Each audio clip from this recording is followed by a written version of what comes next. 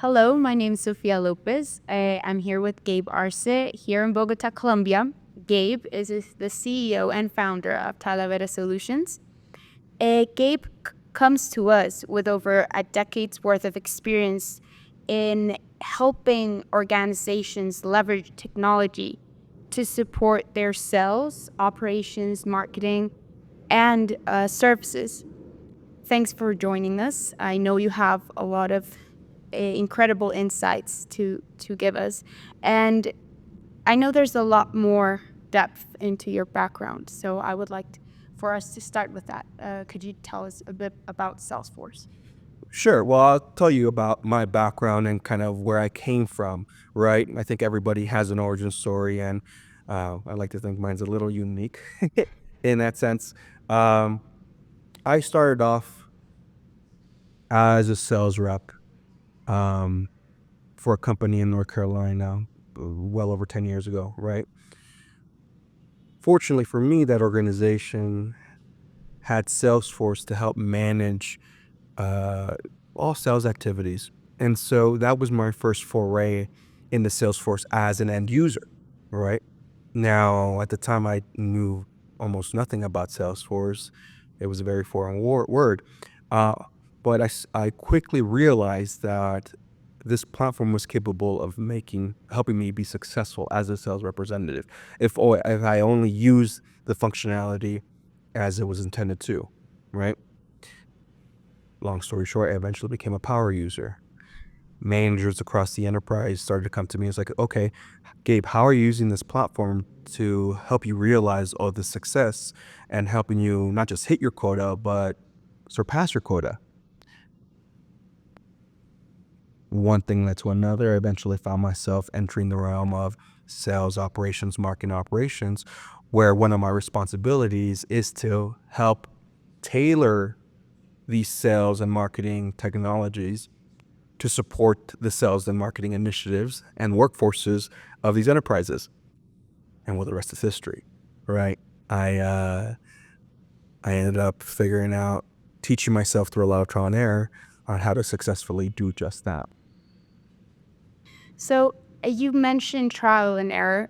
How do you think trial and error has shaped expertise, particularly navigating these new challenges like CRM administration early in your career? You said you didn't have a mentor per se. So, yeah, maybe we could want to know. Yeah, of course. So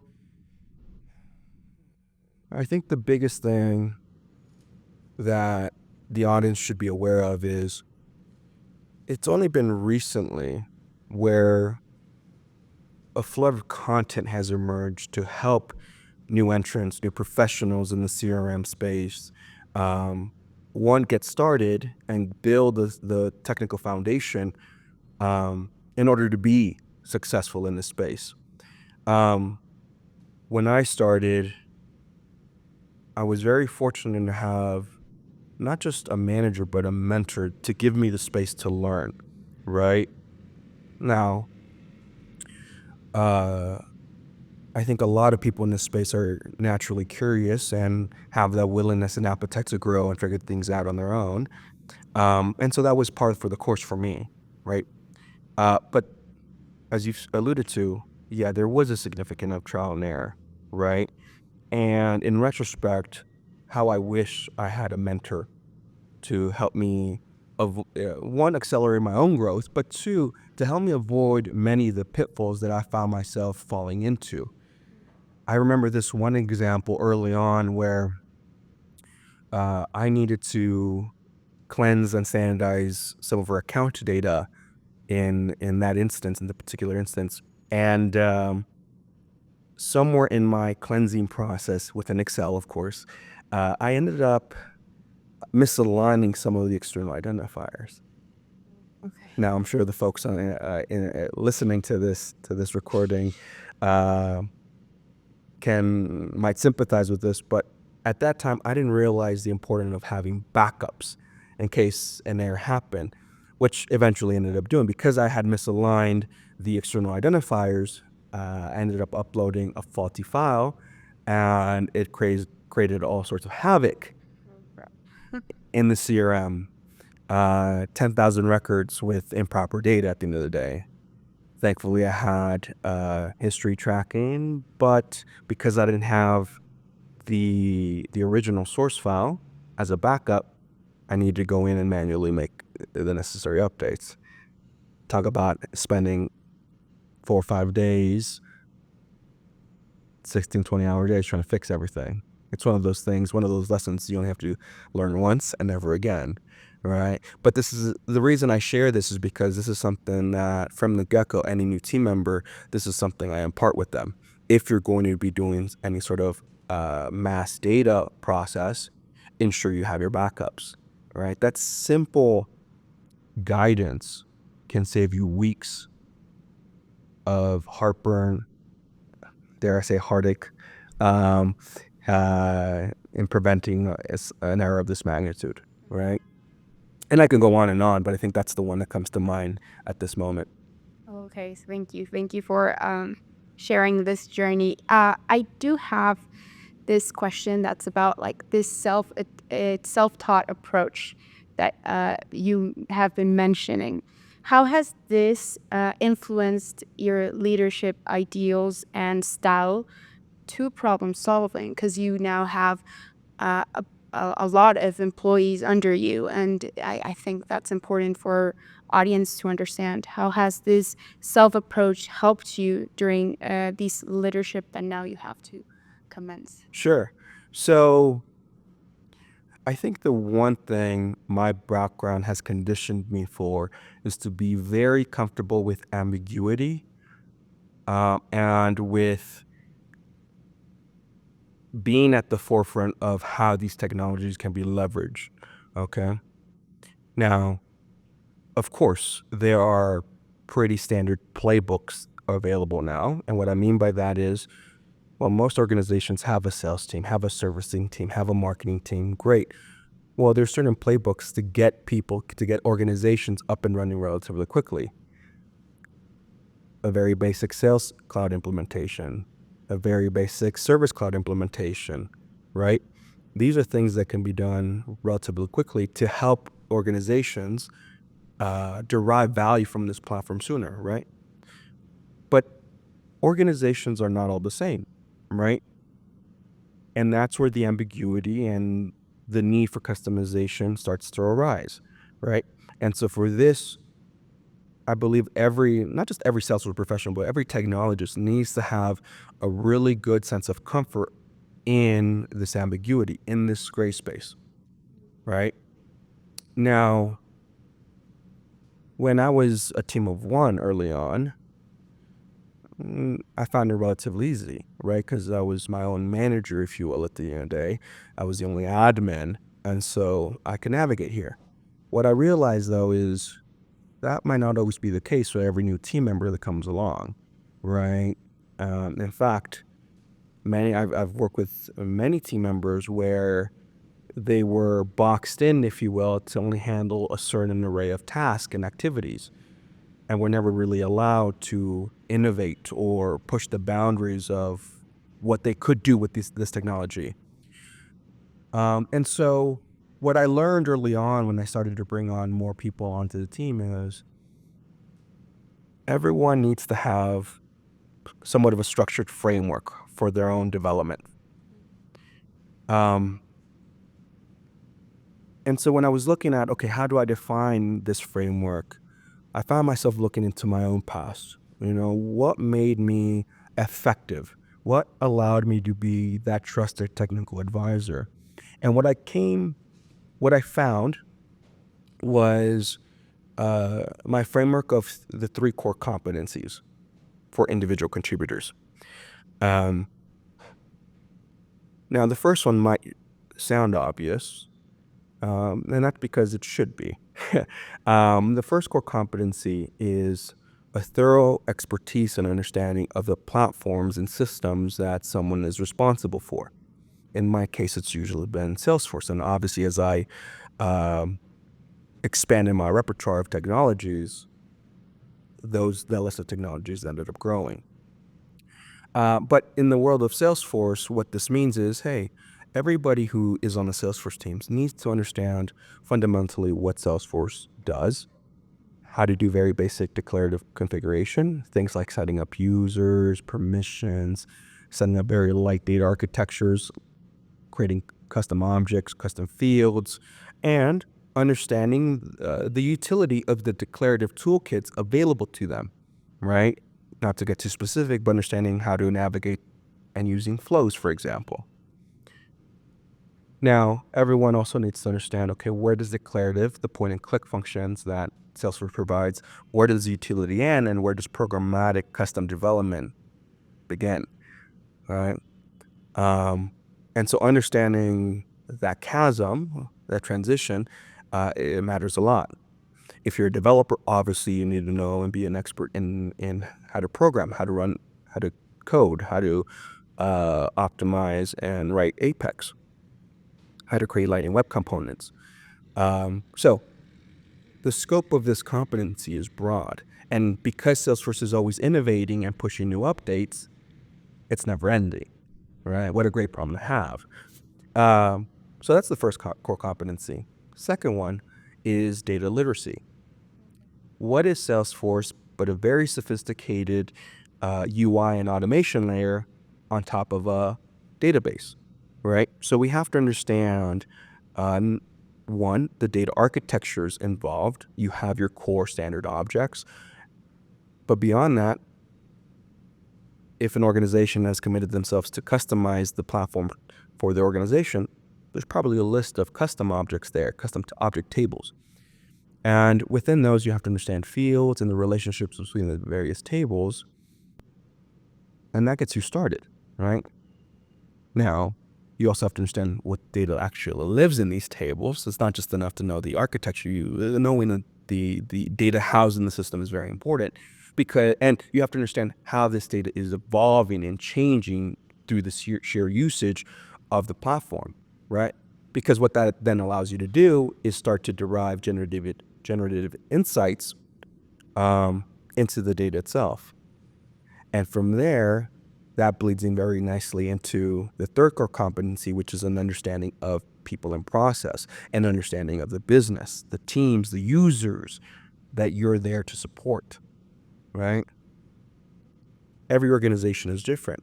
And so for that reason, every technologist, every Salesforce professional needs to go in and have an understanding of, okay, how is my technology being used currently? How is it not being used? And take it a step beyond that and say, hey, what's the purpose of these various teams that I'm here to support? What are their KPIs? How are they measured? What are their pain points? You take all of this to then be able to bridge the gap between technology and organization, right? And only then do you position yourself to truly be an effective technical advisor to help leverage technologies to produce the desired business outcomes, right? And so this framework is the framework that I give everyone on my team. And usually I share this at the point of interviewing them, because fundamentally every person needs to be responsible for their own growth, right? They can move as quickly or as slowly as they're comfortable with. This framework is their guide. Okay, thank you. That's very insightful, and it's very nice to see this framework and how you've been using it and how it actually has come to work. It's not just on paper. It's not just a theory. But seeing this framework, I think like the characteristic that is like the factor between all your employees is for them to have insight. I think that's very important, and I really like the sound of how you managed your team, and tuning in into what you're doing today. Why Latin America? Sure. Yeah, like what's difference is there between programmers? Sure. So I'll answer the first part of your question first, and then obviously I'll dive into Latin America. One of the aims of every organization, in my experience, has been growth, right? And there are different challenges with different stages of growth, right? The challenges that a startup or small business faces is significantly different than one that a multi-billion-dollar enterprise faces, right? Sure, there's some shared commonalities, but they're fundamentally different. And some of it is a function of size. When you're a small company of 10, 15, 20 employees, uh, I normally see that there are significant financial constraints, right? Um, a small business, a startup may not be able to hire a dedicated team just for their sales force or just for their sales and servicing technology stack, right? And so one of my aims here is to make talent accessible, right? And there's different challenges with that, and I'll dive into it in a moment. Because I want to talk about some of the challenges on the enterprise, for example, right? An enterprise is usually has already started, right? Okay. They have their tech stack either really well established, if they're at the forefront, or they're trying to get their tech stack at a state where it can scale with them, right? Um, and so in that case, it's a blend of strategical guidance as well as, well, how do you organize your team dedicated to support that infrastructure to scale with that system, right? And then it becomes one more of technology operations, developer operations, if you will, right? Um, and so when I'm going into an organization, I normally try and figure out at what stage of their growth they're in and what's the level of maturity within these various systems. And from there, we can create a roadmap, a strategic roadmap to help these organizations really make use and derive value from the technologies they're already investing in, or in some cases that they're about to invest in, right? Everyone feels good when they have a plan in place before making a large investment, right? And so I'm here to be that partner. Now, why Latin America, right? Well, going back to my experience at Axos Bank, where I helped grow the Salesforce ecosystem, the Salesforce practice, from maybe 50 users in a given month to 1,500 users in a given week, right? Pretty massive growth and adoption. Uh, it taught me a few things, right? And for us to scale effectively and efficiently, we had to explore outside of the US, as most organizations, I think, find themselves doing. And I tried working with technical talent, technical team members from across the world. And what I found is that we saw the most success with developers in Latin America. Much of it a function of consolidated time zones, right? Okay. But two, the reality is that there's a lot of very talented people in Latin America, right? And so I owe a lot of my team's success while at Axos to my Latin American team members, right? And of course, that's how I became familiar with the space. Now, as of the last year and a half, I did start to observe some friction. Normally in the terms of longer lead times to fill in open slots that I had available, right? Now, as the head of that practice, I don't usually have a luxury of waiting 2, 3, 4 months to backfill in a role or fill in a new role, right? I have projects that I need to start and I need to deliver by a certain target, right? The market doesn't wait for anybody, right? If we as an organization are moving fast enough to hit certain milestones because of a market opportunity, we're in cold water, right? And so as I started to explore, right, I figured, you know what, there must be a better way, right? How can I go ahead and condense the amount of time to, one, identify talented team members or prospective team members? And two, how do I reduce the amount of time to onboard them to get them started, right? The old adage, time is money, right? And I think a lot of my peers across various enterprises can relate to that, right? And so I figured, why not explore for myself, right? And so that's what I did, right? And what we're finding in Colombia and in Mexico, which is where we're focused on right now, is there is a very open pool of talented technical professionals here in these areas. And more often than not, they're more than excited to talk to us, right? Pair that with the technology, the talent community that we built in-house, where we invite people to put in their talent profiles, and it allows us to augment our own observations, our own commentary in terms of the capabilities and the cultural dynamics that they bring to the table. That's allows us to shrink the amount of time for us to recruit and fill roles on behalf of our clients by over 75%. So instead of waiting 4 months, we're bringing that down to weeks, right?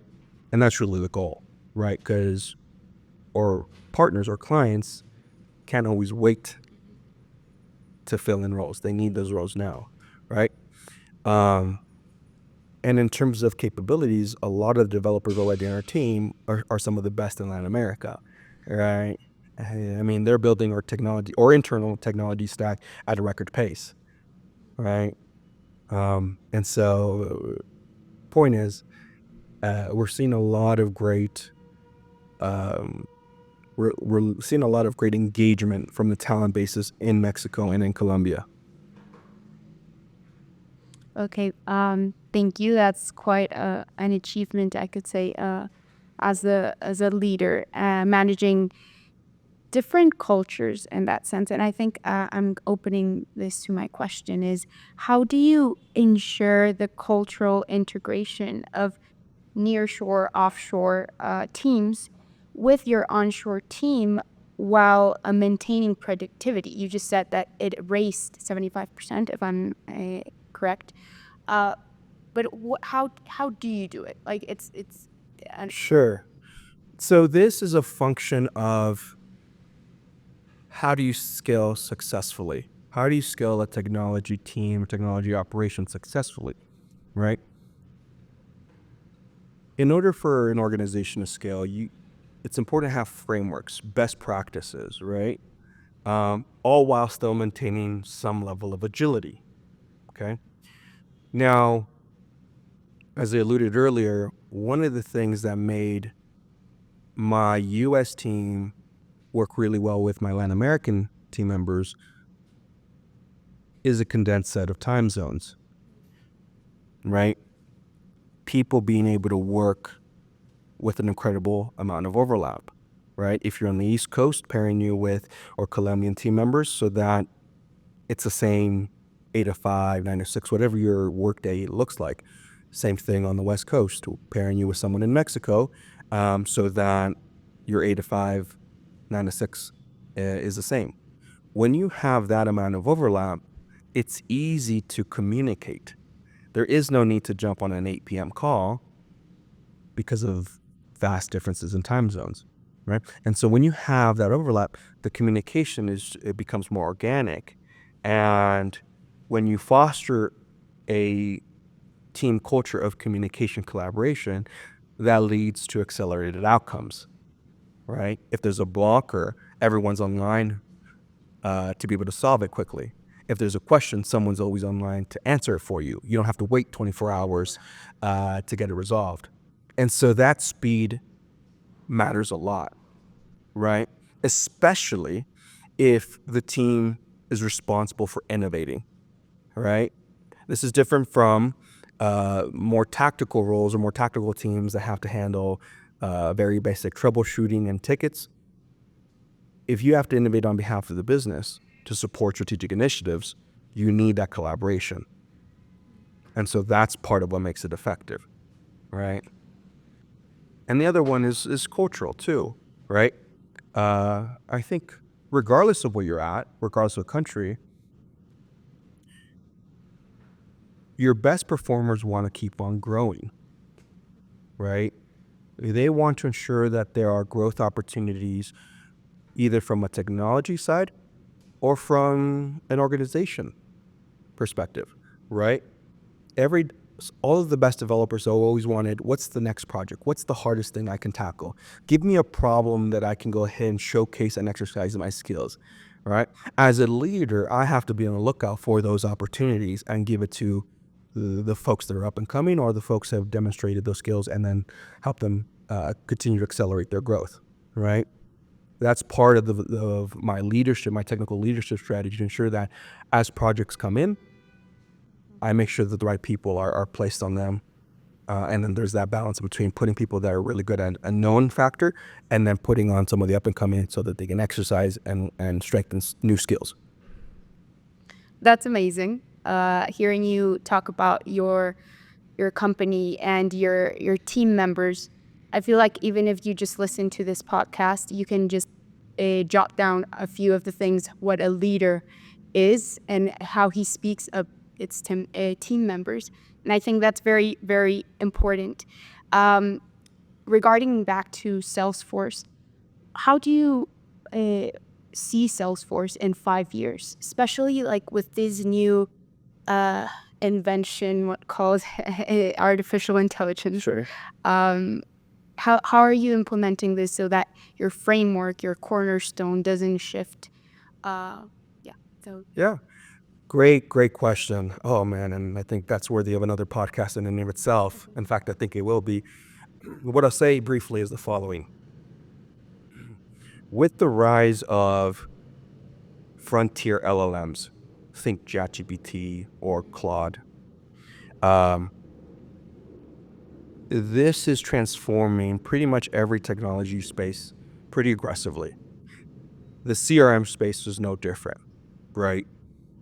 If you look on the news, if you're close to the Salesforce space, you now know that Agentforce is at the forefront. Salesforce is investing billions and billions of dollars in either acquiring companies that bring new functions, new capabilities to their tech stack, or two, investing in internal innovations to go ahead and augment and allow for generative AI capabilities within the platform, right? The biggest use cases are around sales and servicing, or more specifically, virtual agents for sales and servicing. And I think if the current pace of innovation continues, we'll see something tangible within the next 12, 24 years, or 12 to 24 months, right? If not sooner, right? So the question here is, I think the question that most organizations are asking themselves is, well, how do I position myself to take advantage of those technologies, right? Now, I think my team has heard me ad nauseum on this front, but if you want to prepare yourself for the future, for these new innovations, for these new capabilities, you have to ensure you have a very stable and robust foundation, right? And I think this is where a lot of organizations need a fair amount of help, right? In terms of Salesforce, this means having your Sales Cloud implemented, have your Service Cloud implemented at the very least, and making sure that it's fully functional, right? If you still have teams working out of Outlook in shared inboxes, and that those conversations are never making their way to CRM, any virtual agent that comes across the line is not going to be able to reference that without huge development effort, right? But if all your email traffic, for example, is already funneling into your Service Cloud, your conversation is already there. Your data architecture is already supporting that. And if you're labeling your cases and routing your cases appropriately, well, that's adding additional metadata that a virtual agent and an LLM can go ahead and assess, right? And then if you have the foundation, you find that the data required to fine tune and tailor these virtual agents for the purposes of your business becomes much easier, right? Same thing goes on the sales side, right? If your leads are not coming through automatically into your sales cloud, well, you're in trouble, right? One, because there's usually a delay, and then two, how do you expect a virtual agent to go ahead and reach out to these prospects in real time if the data doesn't come organically and in real time? So again, there's very basic things that a lot of organizations can go ahead and do. And if they haven't done, the time to get ahead of it, to catch up, is now, right? Because if you don't, you're going to be left behind and be outcompeted by the organizations that already have this foundation in place and are actually already looking on how to implement these new generative AI functionalities, right? When I work with my partners, that's really my goal. If you're not at that level, get you there as quickly as possible, because you'd likely want to take advantage of these virtual agents that are coming online very quickly. So thank you for mentioning all this aspects of artificial intelligence. I think it's one of the topics, the trending topics nowadays in tech. And now, like, adding a bit to the fundamentals of Salesforce and what makes it special. If Salesforce introduced a groundbreaking feature tomorrow, what would your approach be in integrating it to your existing architecture and framework? How does it compare to other companies per se? Great question. So I think for that, I have to describe my view of Salesforce. And at the very least, their CRM offerings. Of course, I'm biased, right? This is my entire career has been Salesforce, right? But I have yet to see a platform that is as flexible and as robust as the Salesforce suite of clouds. But here's the problem there. The problem is that it is customizable to a fault. For every requirement that you need to support, there might be 2, 3, 4 ways to actually bring it forward. And so this is where the admins or developers need to bring that expertise to guide the organization, to guide the project team as to what will serve best and what is the most scalable. Okay. In terms of positioning, not just myself, not just the company, but my team members who may be working for Talavera or maybe working for one of our clients, I need to ensure that they have the foundational skills to understand how to best configure and customize this application on behalf of their clients, so that they can position themselves to be able to figure out how to apply these new features, new tools to the environments that they're working in, right? One rarely happens without the former, right? You have to have those foundational skills. You have to have a good understanding of the best practices, because those you can take anywhere, any organization, any industry, and then apply them. Okay. So understanding Salesforce has been quite a very insightful task for me, and I hope for our listeners as well. But given, let's say, unlimited resources, I know you work with enterprises of up more than 5 billion, and you also work with startups of just 1 million. But if you did have unlimited resources, how would you reimagine your current Salesforce infrastructure to future-proof it against emerging challenges that we've spoken about? So I think to answer that question, we actually have to take the reverse approach. And what I mean by that is, what if I didn't have enough resources? What if I was faced with certain constraints? Because here's the thing, constraints is actually a prerequisite for innovation in my mind, right? And so for that, I have to go back to the basics, right? If I'm running my own enterprise, I know that at the very least I have a sales function, I have a servicing function, I probably have a marketing function as well. Okay, how do I ensure I have I can use these technologies to make any sales rep, any service rep, or any marketing person 10 times more effective. That's the thought exercise that needs to occur. Okay. If I can leverage Service Cloud so that one of my servicing folks can handle 10 times the number of conversations in a day,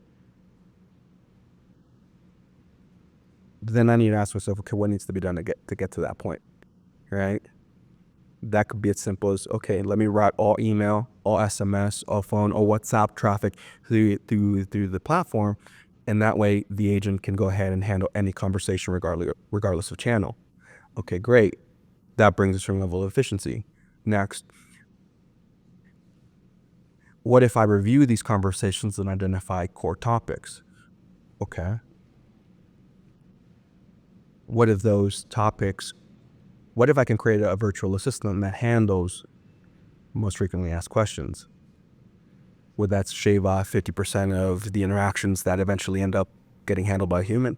Sure, that's additional efficiencies, right? So conceptually, these are the sorts of exercises that I undergo with myself and with my clients. The next part is, well, how do I make this happen, right? I know that I need to implement these technologies and leverage it to operationalize my business. Okay. And this is, I think, a fundamental challenge just in the technology spaces in general. Recruiting and finding the right team members and or partners to help them materialize this vision. Okay.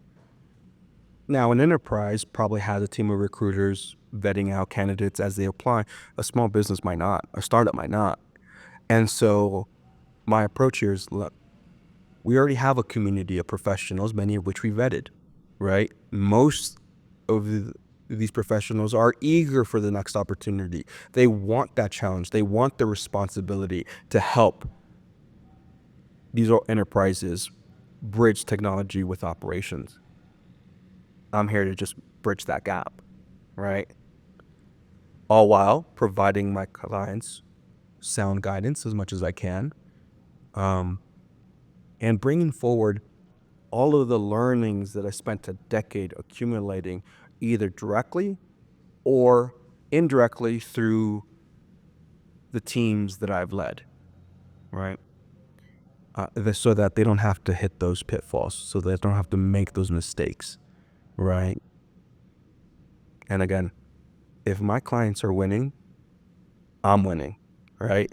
If my partners are winning, I'm winning. It's a win together, lose together.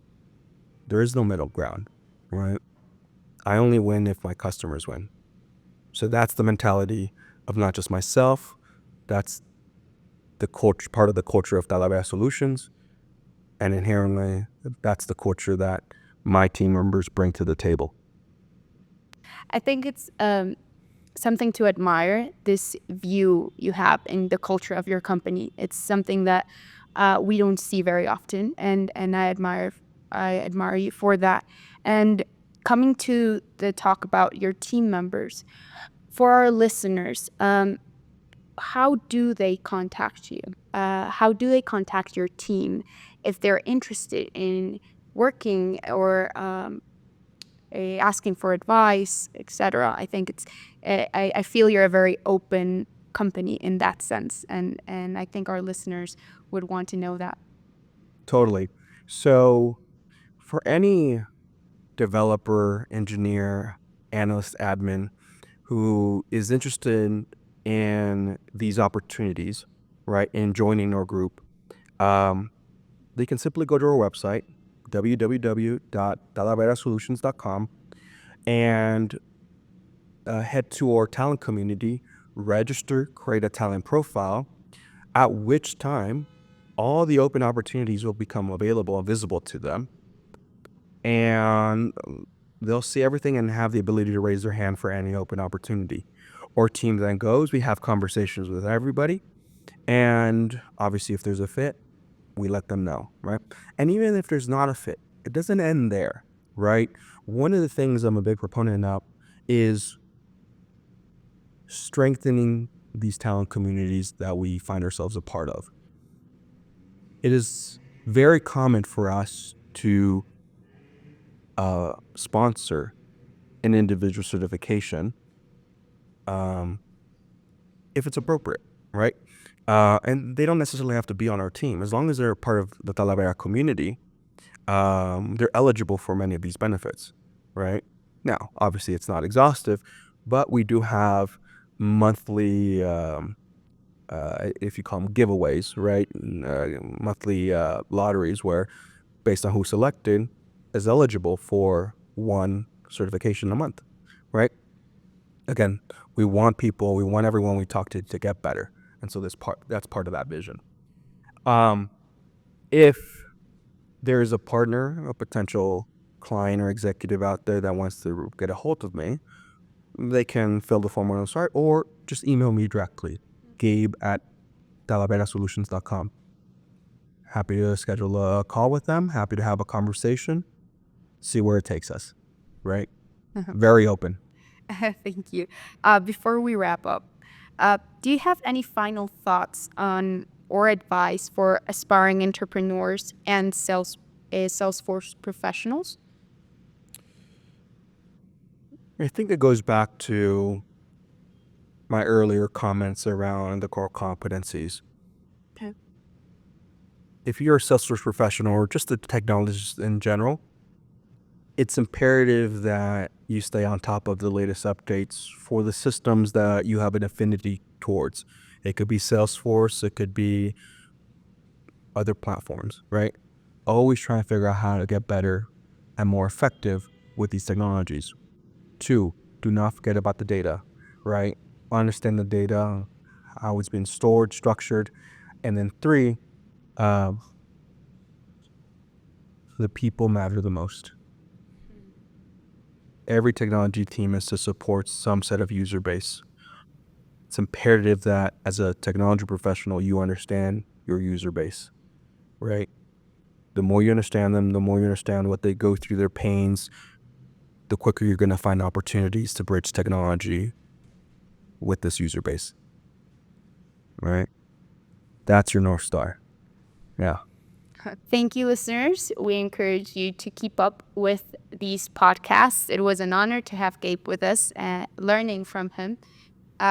Again, if you want to partner with Gabe and get in touch with him, you can get in touch with him via email at gabe@talaverasolutions.com or go into the site www.talaverasolutions.com, fill out the form, and they'll be happy to respond. Be on the lookout for more episodes, and thank you for having us. Bye-bye. Thank you.